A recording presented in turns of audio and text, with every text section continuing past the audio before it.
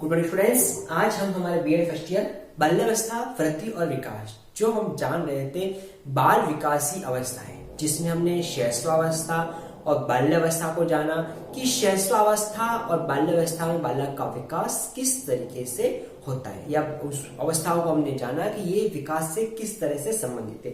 तो आज हम उसी को कंटिन्यू करते हुए किशोरावस्था को जान लेते हैं कि किशोरावस्था क्या है। ठीक है, जैसा कि हमको पता है कि शैशवावस्था और बाल्यावस्था की जो बाद की अवस्था है, जो किशोरावस्था माना जाता है, जो 12 या 13 वर्ष में प्रारंभ हो जाता है, जो 18 वर्षों तक चलता है। ये अवस्था तूफान और संघर्ष की अवस्था है, क्योंकि इस अवस्था में विकास काफी तीव्र गति से होता है। हमने विकास के चक्रों को समझा था, जिसमें विकास 4 चक्रों में होकर जाता है, जिसमें प्रारंभिक 2 चक्र जो होते हैं, ठीक है ना, 2 चक्र और 2 चक्र, ठीक है ना, हम ऐसे ही समझ लेते हैं। जो ये अपने आप में 4 चक्र है, ठीक है ना, तो उसमें 2 चक्र में तो विकास कैसा होता है, तीव्र होता है, और इसमें कैसा होता है, मंद होता है। ठीक है, तो जो तीव्र होता है, उस तीव्र में जो सबसे पहला है, उसमें जो किशोरावस्था है वो भी क्या होता है, इसमें शामिल है। ठीक है, यानी शैशवावस्था के साथ साथ किशोरावस्था इसमें शामिल होता है।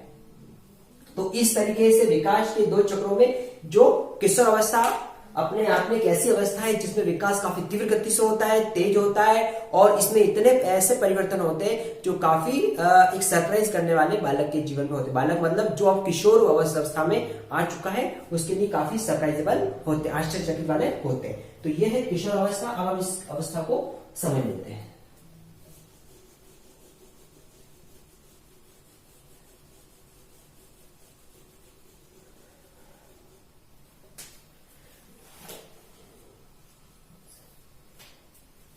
किशोरावस्था जो है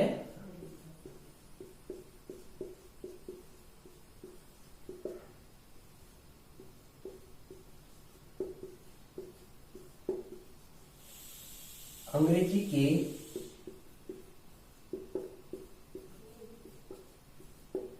एडोलसेंस से लिया गया है, यानी कि अंग्रेजी का जो वर्ड है एडोलसेंस, इससे लिया गया है किशोरावस्था। ठीक है, एडोलसेंस जो लैटिन भाषा है, क्योंकि कोई भी शब्द लैटिन से अंग्रेजी और अंग्रेजी से उसका हिंदी रूपांतर है, तो लैटिन भाषा के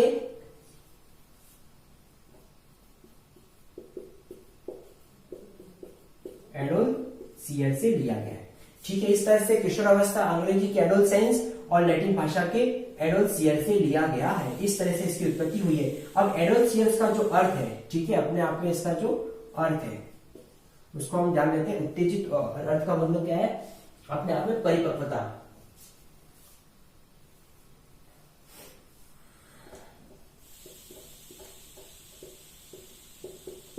परिपक्वता की और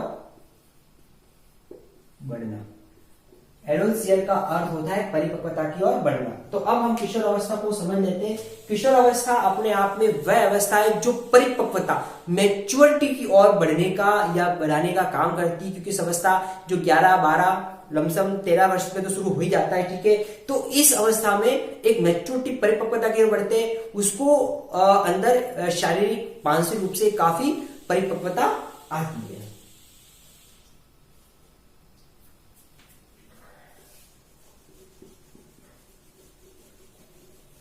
अब हम इसको कंटिन्यू करते हैं, किशोरावस्था के सिद्धांतों को जान लेते हैं।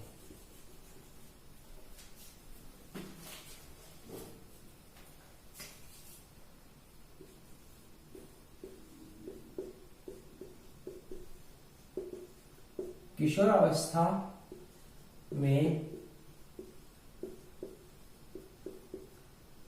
विकास के सिद्धांत। किशोरावस्था विकास के सिद्धांत, इसके 2 सिद्धांत है।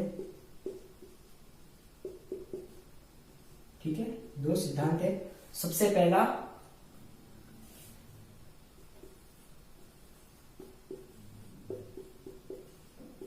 आकस्मिक विकास का सिद्धांत। सबसे पहला है आकस्मिक विकास का सिद्धांत। तो इसके जो प्रतिपादक है आकस्मिक विकास सिद्धांत के, वो है स्टैनले हॉल। स्टैनले हॉल इसके प्रतिपादक है। ठीक है, इनके अनुसार बात की गई है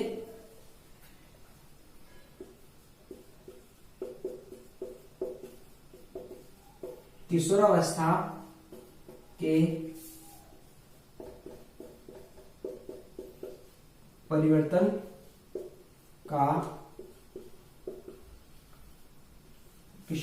परिवर्तन का संबंध न तो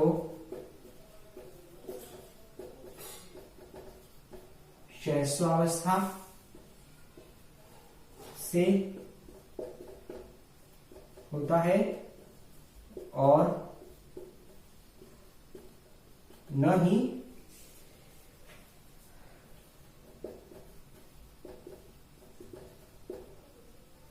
बाल्यावस्था से। ठीक है, अब इसको समझ लेते हैं। आकस्मिक विकास, आकस्मिक यानी सडनली, अचानक से आकस्मिक विकास होता है। इस जो प्रतिपादक है स्टैनले हॉल। ठीक है, क्योंकि इनके बारे में हम अच्छे से जानते हैं। स्टैनले हॉल जो तूफान संघर्ष अवस्था बोलते हैं। किशोर अवस्था की परिवर्तन का संबंध ना तो उसकी शैशवावस्था से होता है ना ही बाल्यावस्था से, क्योंकि इसमें होने वाले परिवर्तन अचानक से होते हैं। ठीक है, तो ये परिवर्तन नए होते, अचानक से होते, जिसका ना तो शैशवावस्था से लेना देना है ना ही बाल्यावस्था। तो इस तरह से इसको विकास का जो आकस्मिक सिद्धांत कहा जाता है, एक तरह से अचानक से होने वाला आकस्मिक सिद्धांत। ठीक है,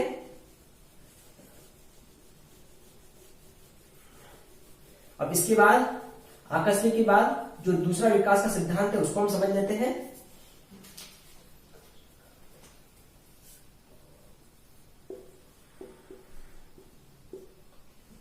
क्रमशः विकास का सिद्धांत। इसमें जो परिवर्तन है अचानक न होकर क्रमशः होते हैं।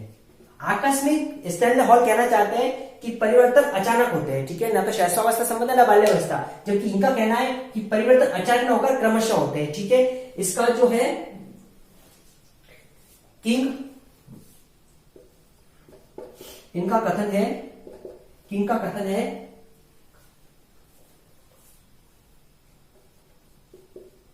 जिस प्रकार एक ऋतु के जाने के बाद दूसरी ऋतु आती है, यानी कि एक ऋतु के आगमन से पहले पुरानी ऋतु जाती है। ठीक है, ठीक है, इसी प्रकार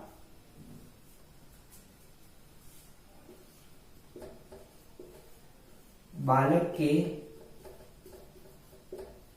विकास की अवस्थाएं एक दूसरे से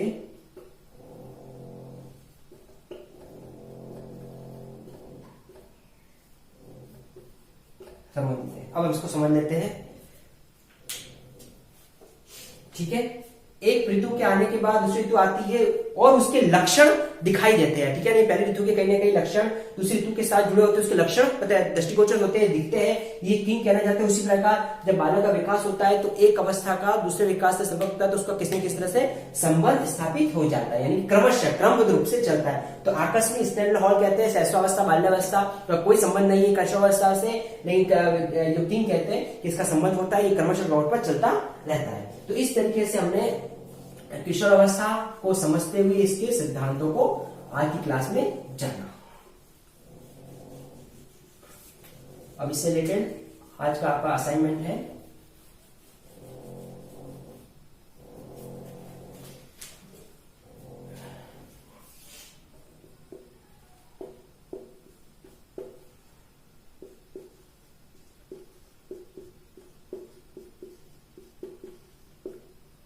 किशोरावस्था